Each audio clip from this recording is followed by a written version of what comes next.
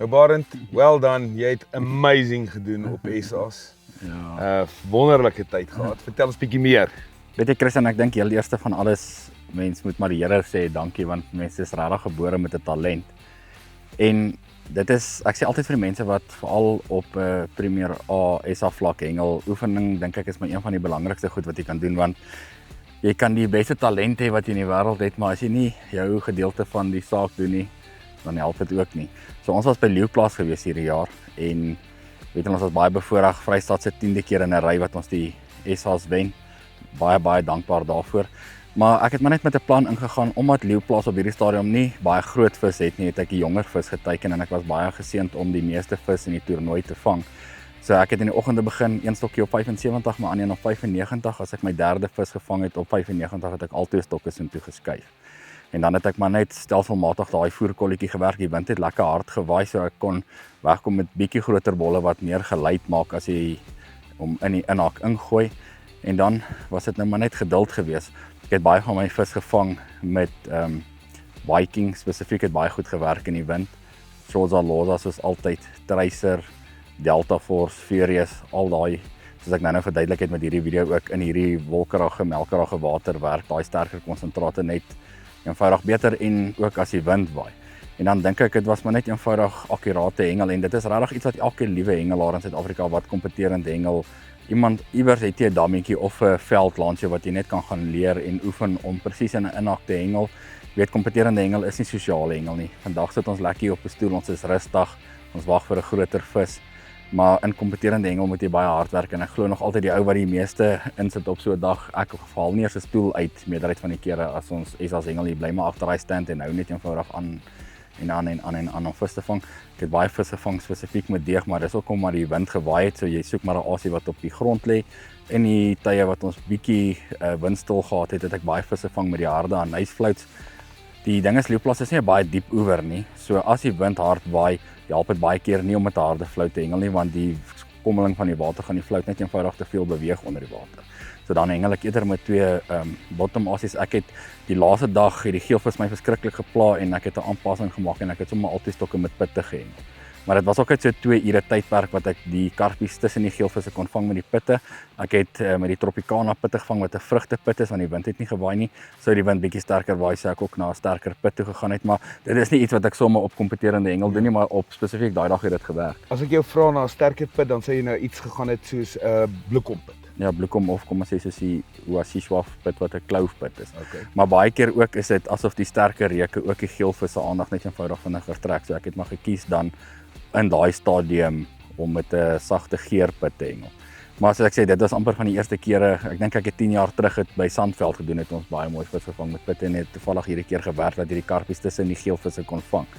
Maar soos ek sê, oefening is al wat ek vir julle kan sê, kry die regte produkte en kry confidence, want ek dink regtig, soos ek nou gesê het, jy kan al die talent in die wêreld hê, maar as jy nie bietjie jou gedeelte aan die ander kant doen nie, kan jy nie, ek sê altyd vir die ouens, jy kan nie SA's toe gaan met 2 stroppe nie, so kry jou voorbereiding reg, kry jou kop reg, glo en vertrou in die Here en die resultate sal van self kom. Waarin daar's 2 goedjies wat ek jou wil vra. 1, watse tipe stroppies het jy gebruik en hoe lank was jou hoeklyntjies? Omdat ons net karpies gevang het ek, en omdat ons in baie vlakker water gehengel het ek nie met die kort bottompies gehengel nie, of die kort rietvlei, en dit is iets wat ons in Bloemhof baie gebruik, is die kort rietvletjies, maar die probleem is met die kort rietvlei, ons bou hom vas, so jou boonste hoekie kan nie terug in die bol gedruk word nie. Nou baie keer as die geelvis maar 'n issue is, hengel ek met 'n gewone rietvlei strop, soos ek almal weet, ek hengel net met een hoek, is 'n Daiichi nommer 2, maar skaglyntjies 300, hoeklyntjies 12 of 120 mm 12 cm, en ek druk net eenvoudig my asies terug in my bol, en juis om 'n geleentheid te kry dat hy net so 'n bietjie langer kan lê vir 'n karpie om die bol te breek. Die geelvis is 'n baie opportunistiese vis, so as jou asie gaan los lê, gaan hy hom heel eerste optel. Okay, en dan my laaste vraag, en dit is seker die moeilikste een om te antwoord, maar jy hengel nou 'n SA, so jy het die top hengelaars in die land om jou. Hoe lank laat jy jou aas lê voordat jy besluit ek moet hom uithaal? Weet jy Christian, die belangrike ding is, ek dink dit gaan van oewer tot oewer en van SA na SA toe. Ons het laas jaar by Bloemhof hengel in die sloop, was ontsettend baie jongvis, maar daar was baie van die jonger kurpertjies ook. Nou wat mense moet in gedagte hou, en dit is hoekom dit so belangrik om jou polisman dop te hou, as daai ding vir 'n sentimeter op of af gegaan het, beteken een van daai klein kurpertjies het jou aas afgehaal. So baie mense het daardie fout gemaak om dan, kom ons sê, vir 10 minute te wag en dan te ruil. Ek het my polisman net die hele tyd dop gehou, of my lyn, want ek het baie van die tyd sonder 'n polisman gehengel. En dan as jy sien, daai stok se punt bewe of jou lyn beweeg en daai vis commit nie of hy byt nie styf nie, trek hy ding uit, gooi hom eerder weer.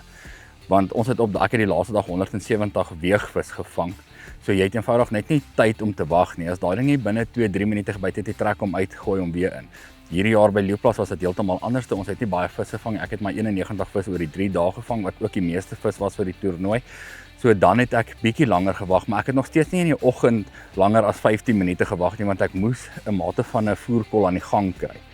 En deur dit te doen, elke 15 minute in en uit te trek, het ek in daai eerste 3 ure genoeg voer voor my neergesit. En soos ek sê, as ek my tweede stok dan 95 meter toe geskuif het ek baie meer voer daar neergesit en dit het my die geleentheid gegee om in daai laaste 3 ure meer vis as die res van my sone te vang.